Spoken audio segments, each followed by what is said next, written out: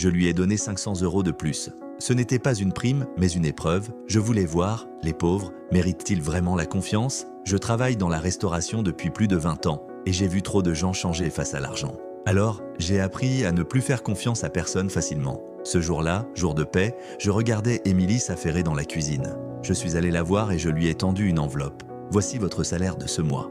Elle m'a souri. Merci, monsieur Pierre, vous payez toujours à temps. J'ai demandé, vous voulez compter pour vérifier? Elle a secoué la tête en souriant. Ce n'est pas la peine, patron, vous ne vous trompez jamais. Que Dieu vous bénisse. À peine sorti, je l'ai entendu parler au téléphone dans la rue. Maman, l'argent que je t'ai envoyé suffit pour le traitement de papa? Non? Alors je trouverai un autre moyen. Mais promets-moi qu'il ne manquera pas de nourriture, d'accord? Elle a essuyé ses larmes, a ouvert l'enveloppe et s'est figée. Cet argent est trop, il y a 500 € en plus.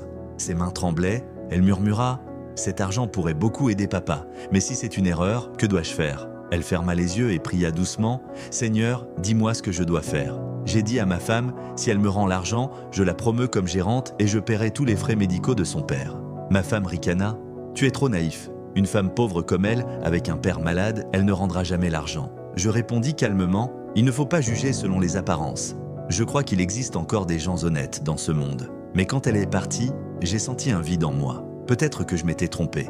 Ma femme ajouta froidement « Je te l'avais dit, tu aurais mieux fait de m'acheter un sac. » J'ai soupiré, le cœur serré. Avait-elle vraiment trahi ma confiance? Au moment où j'étais sur le point d'abandonner, une voix douce s'est élevée à la porte. « Monsieur Pierre, il me semble que vous m'avez trop payé, je viens vous rendre l'argent. » J'ai regardé ses mains tremblantes. Ces 500 € pourraient sauver la vie de son père, mais elle avait choisi l'honnêteté. J'allais lui dire « Merci », mais elle, la voix brisée, dit « J'ai hésité longtemps. Mon père est très malade, mais il m'a toujours appris, ma fille, même si tu meurs de faim, ne prends jamais ce qui ne t'appartient pas. » Elle essuya ses larmes. « Alors je ne peux pas utiliser cet argent pour le sauver, sinon je me perdrai moi-même. » Elle sourit à travers ses larmes. « Mon père m'attend à l'hôpital, je dois y aller. » Je n'ai rien dit, j'ai simplement hoché la tête. Le lendemain, je l'ai appelé dans mon bureau et lui ai remis une lettre. « À partir d'aujourd'hui, vous êtes la nouvelle gérante du restaurant et je prendrai en charge tous les frais médicaux de votre père. » Les larmes aux yeux, elle demanda « Pourquoi moi ?» Je lui ai souri.